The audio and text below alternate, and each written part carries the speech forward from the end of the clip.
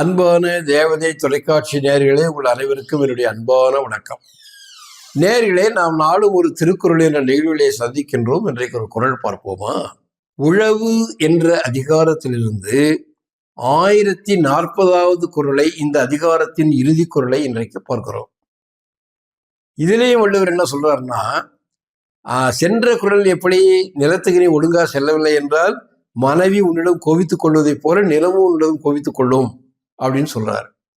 இங்க என்ன சொல்றாருன்னா, இந்த குறளே அதே மாதிரிதான் சொல்றாரு. ஏறக்குறைய என்ன சொல்லுகிறது என்றால், நீ எந்த வேலையும் செய்யாமல், நிலத்துக்கும் போகாமல், உழைக்காமல் சோம்பேறியாக இருந்து கொண்டு விட்டால் அந்த நிலம் உன்னை பார்த்து ஏரியாக சிரிக்கும்ன்றார்.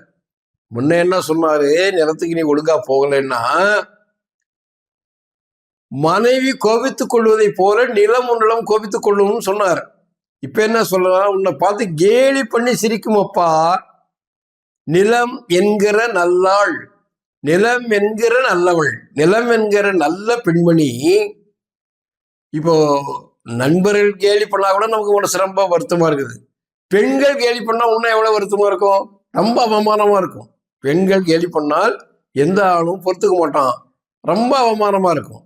அதுபோல நிலம் என்பவளை பெண்ணாக உருவகிக்கிறார் வள்ளுவர். இந்த நிலம் என்கிற நல்லவள், நல்ல பெண்மணி உன்னை கேலி பொருளாக்கி உன்னை கேலி பண்ணுவாளையா, உன்னை பார்த்து கேலியாக சிரிப்பாளையா. எப்பொழுது இளம் என்று என்கிட்ட ஒன்றும் வசதி இல்லை, பொருள் இல்லை, நான் வறியவனாக இருக்கிறேன் என்று நீ சும்மாவே இருந்தீனா, உழைச்சாதானையா உனக்கு வருமானம் வரும், வருமானம் வந்தாதானையா நீ உணவுப் பொருளை வாங்க முடியும், வருமானம் உணவுப் பொருளை வாங்கினாதானையா சாப்பிட முடியும், சாப்பிட்டாதானையா நல்லா வாழ முடியும். எனவே வறுமையாக இருக்கிறேன் என்று சொல்லி எந்த வேலையும் செய்யாமல் இருப்பவனை பார்த்து நிலம் என்கிற நல்ல பெண்மணி சிரிப்பாள், உன்னை கேலியாக பார்த்து சிரிப்பாள். பாருங்க, அதாவது இளம் என்று தன்னிடத்தில் எந்த வசதியும் இல்லை, எந்த வருமானமும் இல்லை, வருவாயும் இல்லை என்று அசையே இருப்பாரை காணேன்.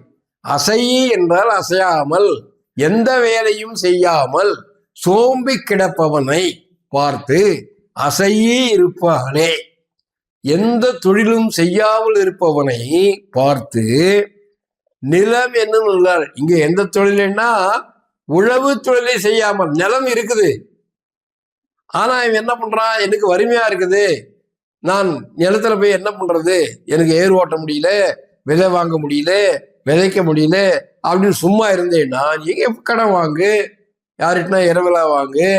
நாங்க எங்க கிராமத்துல உண்டு, விதை நெல்ல போய் வாங்குவாங்க, இரவலா வாங்கிட்டு வருவாங்க. வாங்கிட்டு வந்து விதைச்சி விளைஞ்சி நீ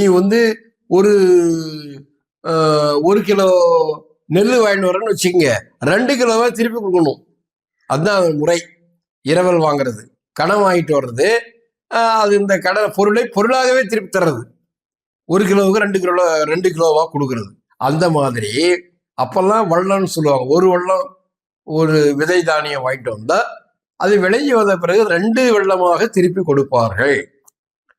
அப்படி எந்த தொழிலும் செய்யாமல், உழவு தொழிலை செய்யாமல் சும்மா இருந்தேனா உன் நிலமே உன்னை பார்த்து கேலி செய்து சிரிக்கும். இளம் என்று அசையி இருப்பாரை காணின் நிலம் என்னும் நல்லாள். நிலம் என்று சொல்லக்கூடிய நல்ல பெண்மணி என்ன செய்வாள், நகும். நகும் என்றால் சிரிக்கும். அந்த நிலமே உன்னை பார்த்து சிரிக்கும் ஐயா. நிலம் என்ற பெண்மணி உன்னை பார்த்து கேலி செய்து சிரிப்பாள். எப்பொழுது நீ நிலத்தில் போய் உழவு தொழில் செய்யாமல் எனக்கு வறுமையா இருக்கிறது என்று சும்மாவே உட்கார்ந்து கொண்டிருந்தால் அந்த நிலம் உன்னை பார்த்து கேலியாக சிரிப்பாள். இப்பொழுது மீண்டும் குறளை பார்ப்போமா? இளமென்று அசையி இருப்பாரை காணின் நிலமென்னும் நல்லாள் நகும்.